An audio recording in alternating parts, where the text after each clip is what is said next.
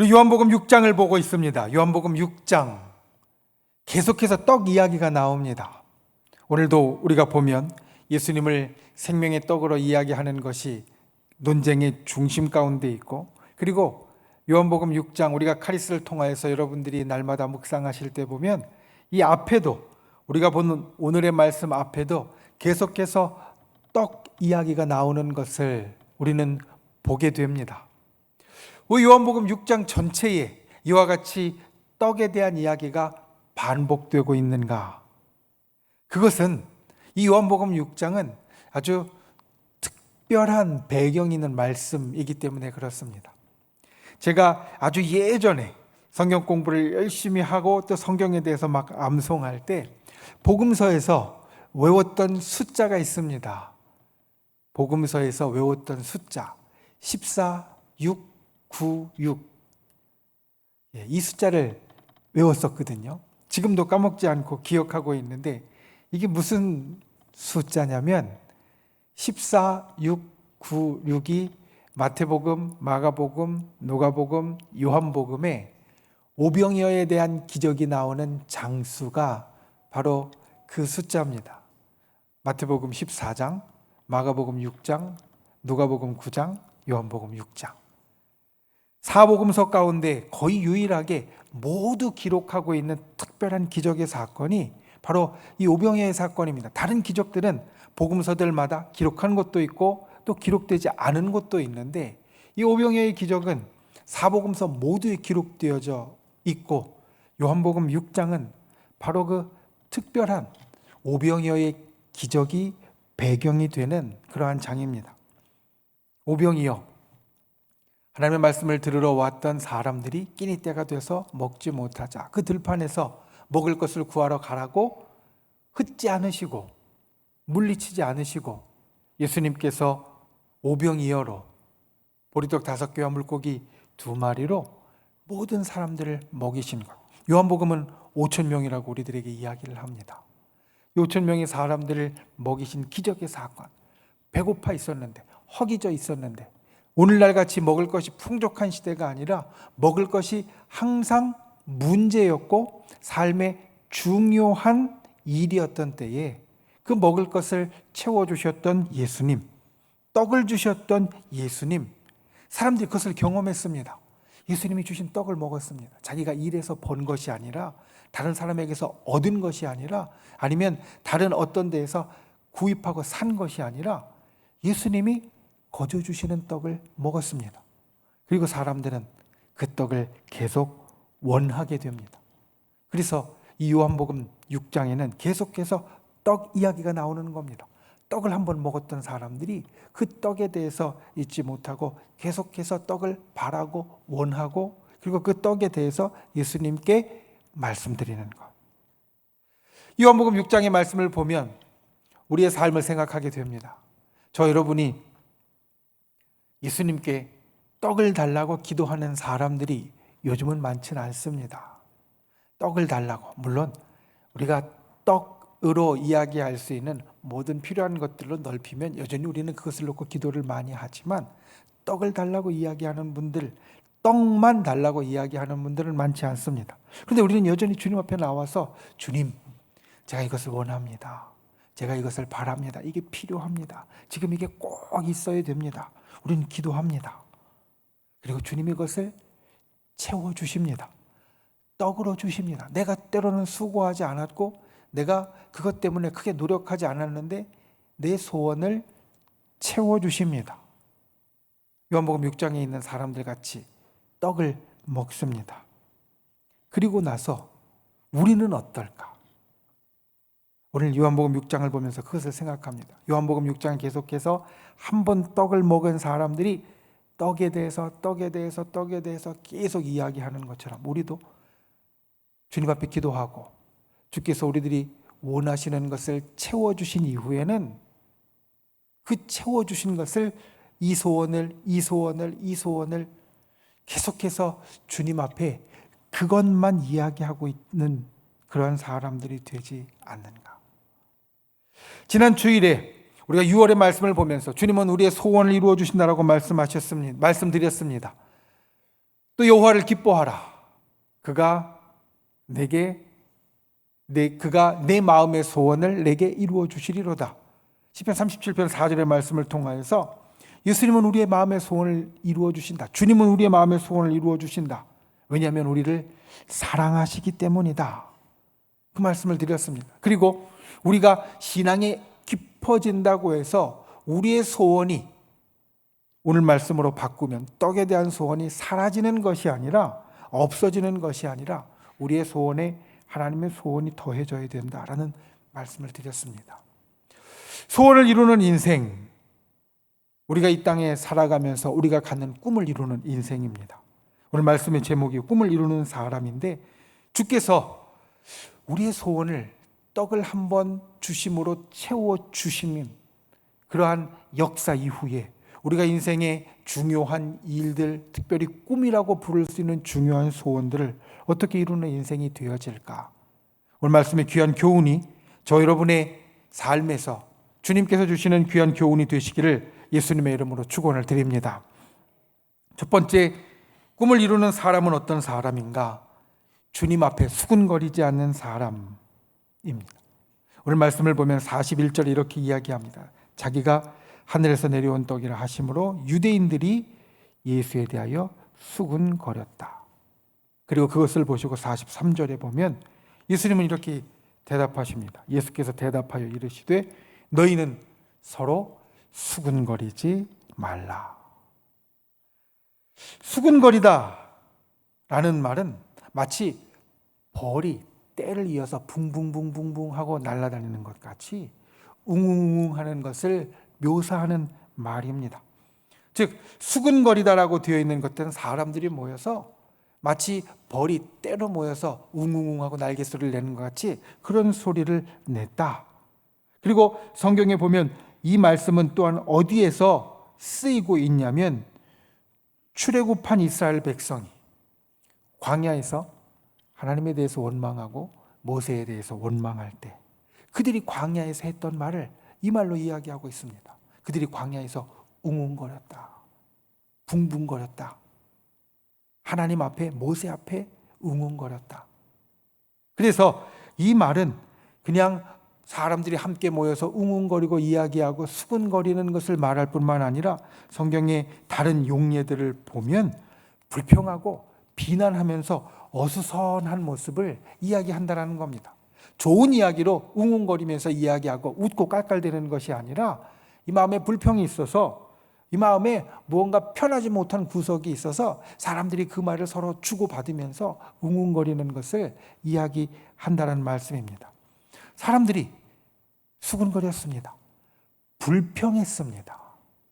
그런데 사실 요한복음 6장을 보면 이 사람들이 처음부터 수군거리고 불평한 것은 아니었습니다. 요한복음 6장의 제일 처음에 오병이의 사건을 경험하고 난 사람들이 어떻게 하나님 앞에 행했는가? 요한복음 6장 24절을 보면 오병이어의 사건을 경험하고 예수님이 무리들을 떠나고 제자들도 예수님을 따라 떠났을 때 이 사람들은 불평하고 수군거렸던 것이 아니라 예수님을 찾아서 배를 타고 가버나움까지 쫓아왔습니다. 예수님께 불평하는 사람, 예수님 앞에 수군거리는 사람이 보이는 모습이 전혀 아니었습니다.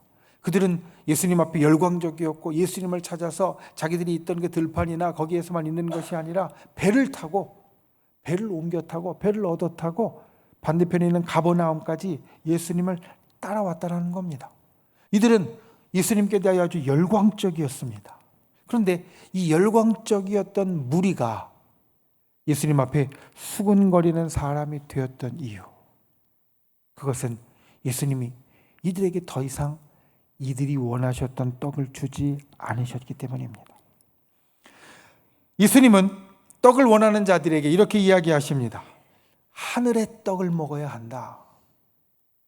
그 이야기를 예수님이 무리들에게 한 후에 6장 34절을 보면 무리들은 예수님께 이렇게 대답합니다. 주여, 그 떡을 항상 우리에게 주소서. 이 떡을, 하늘에서 내려온 떡, 하늘의 떡을 우리에게 주소서.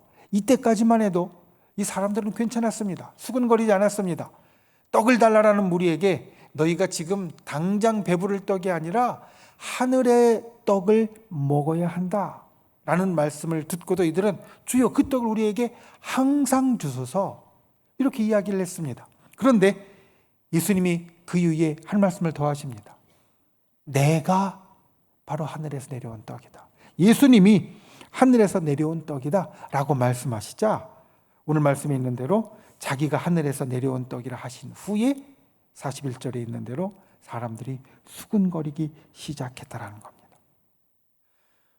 오병이어의 기적을 통하여서 그들은 원하는 것을 얻었습니다. 배부를 떡을 얻었습니다. 예수님을 쫓아다녔습니다. 그리고 하늘의 떡을 주리라 하신 그 예수님의 말씀대로 예수님이 내가 배고플 때 내 이 굶주린 배를 채울 떡을 주셨는데 하늘의 떡이라고 하니까 그 떡보다 무언가 더 놀라운 기적을 일으킬 만한 아주 특별한 떡인가 보다 기대를 했을 겁니다. 주소서, 항상 주소서 이들은 예수님께 말합니다. 그런데 내가 그 떡이다 라는 말씀을 듣는 순간 이들은 그들이 갖고 있는 생각 안에서 그들이 갖고 있는 지식 안에서 더 이상 내 배를 부르게 하고 내 배를 부르게 하는 것 이상으로 특별한 기적이 나에게 일어나는 것이 없겠구나 수군거립니다. 이들이 자기가 원하는 것을 체험받지 못하겠다라고 생각하자 그들은 하나님 앞에 불평하는 자가 되었다라는 겁니다. 이들은 예수님이 요셉의 아들이었다는 것을 알았습니다.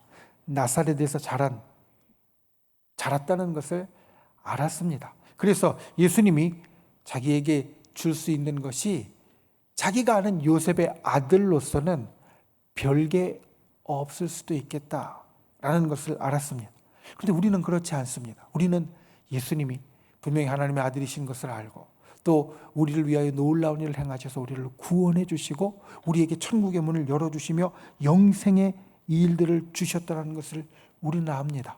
그러니까 이 사람들은 그것을 깨닫지 못해서 계속해서 불평했던 겁니다. 그런데 한번 생각해 보십시오. 지금 당장 내 배를 부르게 하는 것은 내 생명을 오늘부터 내일로 이어가기 위함이고 그리고 그 생명이 하루하루 이어져서 우리가 궁극적으로 원하는 것은 영생과 천국에 이르는 것인데 이들의 궁극적인 꿈은 사실 오늘 하루만 배부르고 끝나는 것이 아니라 하루 배불렀는데 예수님께 다시 찾아온 것은 또 하루를 배부르게 하기 원함인데 그것이 계속 이어지면 영생이 되는 것이고 천국의 일이 되어지는 것인데 예수님이 그것을 주신다는 것을 이들은 깨닫지 못하고 자기의 꿈을 이루어 주실 분이 예수님이라는 것을 깨닫지 못하고 불평하고 있다는 겁니다.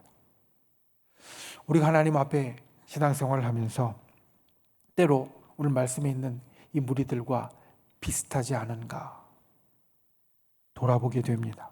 내가 원하는 것만 바라고 내가 요만큼 원하는데 내가 이것을 원하는데 주님 이것을 주시옵소서 내가 원하는 것을 바라고 거기서 조금만 벗어난 것 같아도 불평하고 수군거리는 그러한 인생이 되지 않는가.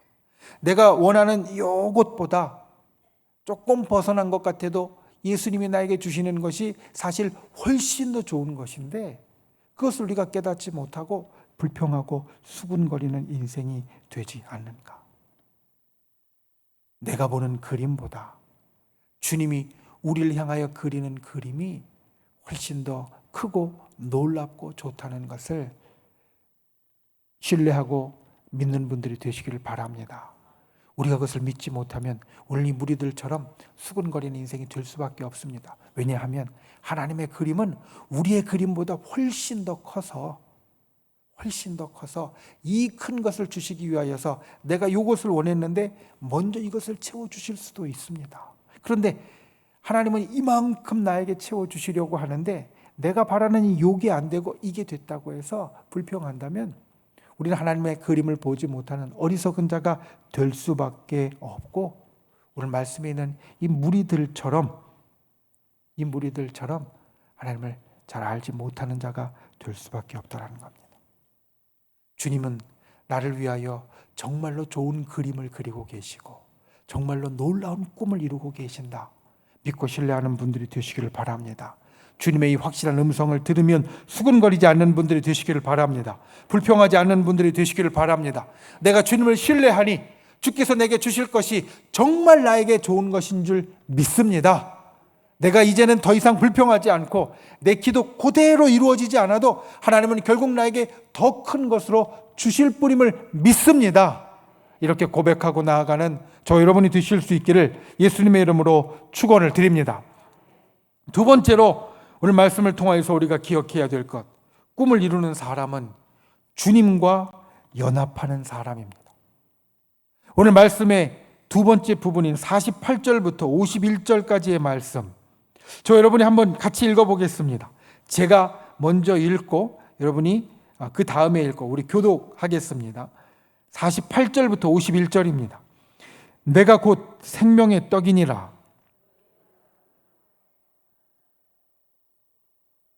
이는 하늘에서 내려오는 떡이니 사람으로 하여금 먹고 죽지 아니하게 하는 것이니라.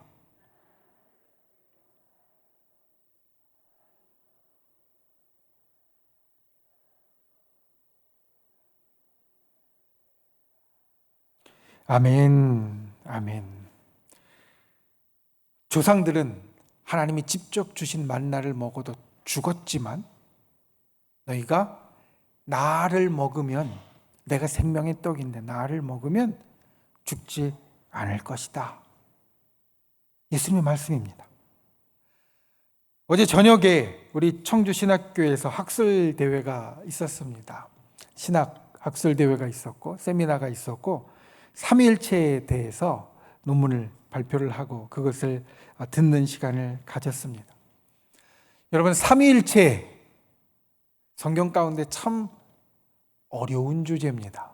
왜냐하면 우리가 생각하는, 우리가 알고 우리가 깨닫고 우리가 이해할 수 있는 범위를 벗어나기 때문에 마치 우리가 정말 사랑하는 애완동물, 강아지를 키운다고 할 때 그 강아지가 정말 내가 사랑하고 좋아하고 나를 다 아는 것 같지만 때로는 나에 대해서 다 알지 못하고 내가 생각하는 것을 다 이해하지 못하는 것처럼 하나님과 우리는 사실 차원이 다르기 때문에 하나님에 대해서 우리가 갖고 있는 지식과 또 우리가 갖고 있는 이해와 우리의 인식으로는 하나님의 모든 것을 다 이해할 수 없고 삼위일체도 그 가운데 속해져 있기 때문입니다. 삼위일체는 우리가 믿음으로 고백하지만 어려운 주제입니다. 때로는 삼위일체를 설명하기 위해서 이와 같은 예를 들기도 합니다. 한 남자가 있는데 이 남자는 집에서는 아버지이고 그리고 직장에서는 일을 하는 직장인이고 또 교회에서는 하나님의 일을 하는 집사님이다. 한 사람이지만 세 가지의 모습이 있는 것처럼 하나님도 한 하나님이시지만 성부 하나님, 성자 하나님, 성령 하나님으로 나타나신다. 근데 사실 이 설명은 신학적으로 맞는 것은 아닙니다. 왜냐하면 이것은 삼위일체에 대해서 우리가 아주 일부는 깨닫게 하지만 삼위일체에 대해서 잘 설명하는, 완전히 설명하는 예는 절대 아니다라고 말하기 때문입니다.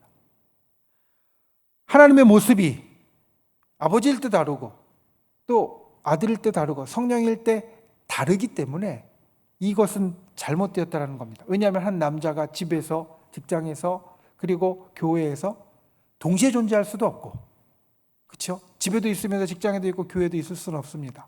그런데 하나님은 동시에 존재하실 수도 있는 분이시고 또 모습이 달라지지도 않는 분이십니다. 삼위 하나님으로 나타나신다 할지라도. 그래서 이 삼위일체에 대한 설명은 사실은 쉽지 않습니다. 그런데 어제 이제 성경을 연구하고 발표를 하면서 이렇게 이야기합니다. 삼위일체, 세 개의 하나님이 한 하나님이시다라고 할 때 세 개의 하나님이 구분되어지지만, 성부 하나님으로서, 성자 하나님으로서, 성령 하나님으로서 구분되어지지만 하나이시다라고 할 때 이 하나는 하나, 둘, 셋 하는 숫자로서의 하나가 아니라 연합되는 것, 같이 있는 것의 하나다, 이렇게 설명을 하더라고요. 성부와 성자와 성령이 구분되어지지만 이 세 위격의 하나님이 숫자 하나로서의 하나님이 아니라 연합되어짐으로써의 하나님이다. 그리고 이 삼위일체에 연합되어진다는 것은 우리에게 있어서 정말 중요한 의미가 있는데, 그것은 바로 우리와 하나님의 연합을 미리 우리들에게 보여주는 전조요, 그리고 신학적인 근거라는 겁니다. 우리와 하나님은 분명히 구분됩니다. 어떤 사람들은 사람이 마음속에 신을 품을 수 있다라고 이야기합니다. 그래서 그 신을 품고 신과 같이 명상하고 묵상하고 노력하면 내가 신같이 될 수 있다라고 말합니다. 근데 성경은 분명히 그렇지는 않습니다. 우리와 하나님은 분명히 구분되는 존재입니다. 우리와 하나님은 주님께서 내 속에 들어오시고 내가 주님 가운데 들어가서 연합할 수 있지만, 연합된다고 해서 합쳐지고 똑같아지는 것이 아닙니다. 하나님과 우리는 분명히 구분되어집니다. 그런데 이 구분이 서로 분리된 것 같은 구분이 연합되는 곳이 어디냐? 바로 예수 그리스도라는 겁니다.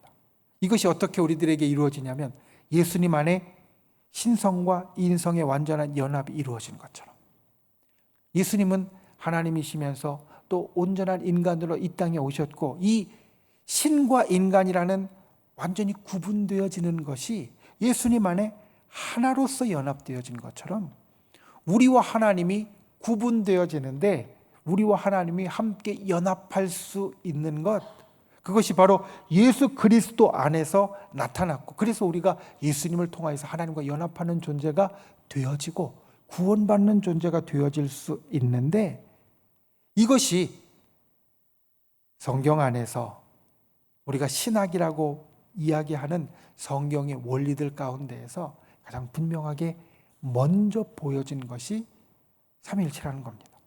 성부와 성자와 성령이 구분되어지지만 연합되어서 한 하나님이신 것처럼, 우리와 하나님이 구분되어지지만 예수 그리스도 안에서 연합되어진 것을 우리에게 미리 보여주시고, 그리고 그것이 일어남을 알려주시는 것이 바로 삼위일체의 사건이다. 그러니까 삼위일체는 하나님의 속성이기도 하지만, 그 하나님의 속성 가운데서 하나님이 구분되어지는 우리와 연합되어질 수 있다는 것을 우리들에게 일러준 것이 되어진다는 겁니다. 조금 어렵지만, 조금 복잡하지만, 이것은 사실 삼위일체 아주 놀라운 교훈과 속성 가운데 하나입니다. 삼위의 하나님이 하나로 연합될 수 있으시고 또 연합되어 계시는 것처럼, 하나님과 우리가 확연하게 구분되어지는 우리가 예수 그리스도 안에서 연합되어지고 함께 할 수 있는 것이 바로 이와 같은 삼위일체를 통하여서 우리들에게 나타나게 되었고 우리에게 교훈되게 되었다. 예수 그리스도가 완전히 구분되는 신과 인간이 연합되어진 분이신 것처럼, 오늘 말씀은 우리들에게 그것을 다시 한번 확인해 줍니다. 우리가 예수님과 연합되어져야 우리에게 있어서 영생이, 그리고 구원이, 그리고 놀라운 신앙의 역사가 나타나게 된다는 말씀. 생명의 떡이신 예수를 우리가 먹을 때에, 우리가 그 예수님과 연합하게 될 때에 이 떡을 먹으면 영생하리라라고 하신 이 예수님의 말씀처럼, 우리가 하나님과 연합되어지고 저 천국에 들어갈 수 있는 자가 되어진다는 말씀입니다. 그래서 우리가 신앙생활을 할 때 이것을 항상 기억해야 합니다. 우리가 예수 그리스도와 연합하는 자가 되어져야 한다. 예수 그리스도 안에서 하나님과 연합하는 자가 되어져야 한다. 예수 그리스도 이 땅에 말씀으로도 나타나시고 떡으로도 나타나시고 길로도 나타나시고, 또한 우리들에게 여러 귀하고 좋은 것을 나타나신 그 예수 그리스도를 하나님의 말씀을 통하여서, 그리고 기도를 통하여서, 그리고 우리가 주님 앞에 나아가는 노력과 나의 삶의 모습을 통하여서 깨닫고 함께하는 것이 우리에게 있어서는 정말 중요하다는 겁니다.